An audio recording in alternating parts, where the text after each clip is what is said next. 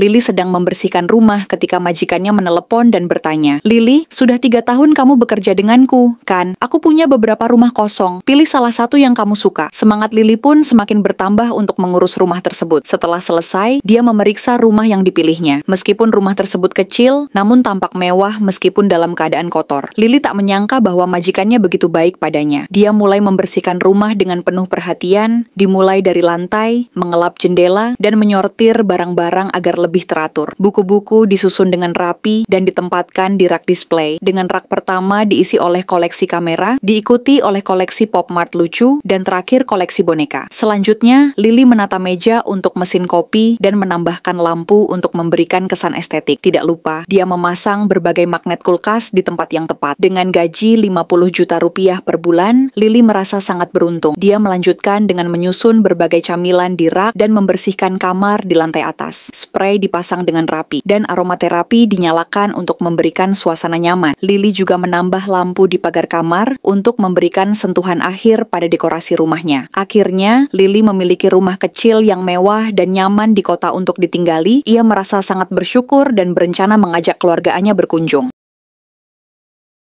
Kali ini, giliran Lili, seorang asisten dengan gaji 50 juta rupiah, mencoba tantangan mendaki gunung. Menurutnya, tantangan ini tak jauh berbeda dengan menghadapi hari-hari dengan majikan idaman, sehingga ia merasa ini hanyalah cobaan kecil. Sebelum memulai, Lili menuju lokasi dengan kereta gantung dan bersiap mengenakan alat pelindung. Namun, hari itu cuaca sangat berkabut. Dengan sigap, Lili mulai memanjat dinding gunung, lalu turun di sisi lainnya. Kameramen sempat mengejeknya karena kakinya tampak gemetar. Tapi Lili beralasan sepatunya licin. Meski begitu, ia tetap bersikap percaya diri. Medan menjadi semakin sulit, kali ini kakinya benar-benar gemetar. Setelah melewati jalur lurus, tinggal sedikit lagi sebelum mencapai jembatan terakhir menuju pos akhir. Suasana terasa semakin tegang akibat kabut tebal yang menutupi pemandangan. Namun, Lili dengan cepat melewati jembatan tersebut, bahkan segera menghilang dari pandangan. Akhirnya, Lili tiba di pos terakhir. Ia dengan percaya diri berkata tantangan ini memang mudah untuknya. Saat kameramen menanyakan perasaannya setelah berhasil, Lili mengaku sangat senang. Namun ternyata, ia tak sanggup berdiri karena kakinya lemas seperti tidak bertulang. Ia pun meminta agar bagian itu tidak ditayangkan karena ia malu.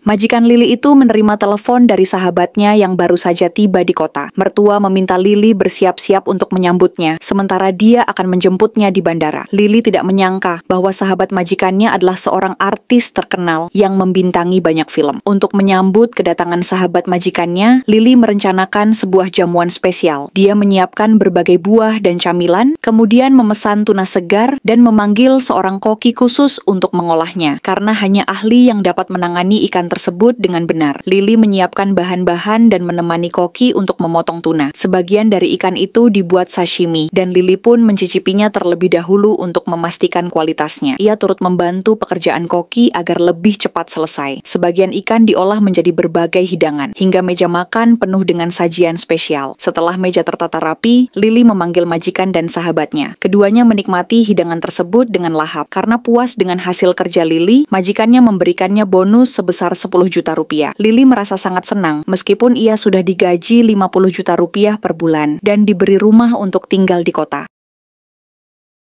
Saat sedang asyik tidur, tiba-tiba HP Lili berdering terus-menerus karena notifikasi dari grup keluarga majikan. Rupanya semua orang di grup itu sedang menginginkan sate gula-gula. Akhirnya Lili pun bangun dan bersiap bekerja di dapur. Ia mulai menyiapkan semua bahan kebutuhan, dari aneka buah, sayuran, sampai bumbu-bumbu. Pertama, Lili membaca resep untuk membuat gula cair beserta takarannya, lalu memasaknya dengan air fryer. Setelah itu, ia juga menyiapkan air es. Lili mencoba membuat satu percobaan dulu untuk memastikan hasilnya berhasil atau tidak. Setelah selesai dan dicicipi, ternyata hasilnya enak, bahkan teksturnya terasa renyah. Lili pun melanjutkan dengan membuat sate buah lainnya, mulai dari buah-buahan biasa dulu. Cara membuatnya, buah dicelupkan ke dalam air gula, lalu direndam di air es. Tak hanya buah, Lili juga membuat gula-gula pakai sayuran, seperti rumput Cina, daun ketumbar, cabai lemon, bawang putih, camilan pedas, dan berbagai bahan unik lainnya. Semua bahan itu dicelupkan ke gula cair, lalu direndam direndam lagi di air es. Iseng-iseng, Lily membuat sate gula-gula berbagai varian untuk melihat hasilnya. Semuanya terlihat menarik dan cantik. Selanjutnya, ia meletakkan semua sate gula-gula itu dalam wadah. Namun, rasa penasaran membuatnya mencoba varian yang unik, meski akhirnya dia merasa tak ingin mencobanya lagi. Akhir cerita, Lily mengantarkan sate gula-gula buatannya ke kantor majikan. Kalau kamu sendiri, pernah mencoba sate gula-gula seperti buatan Lily?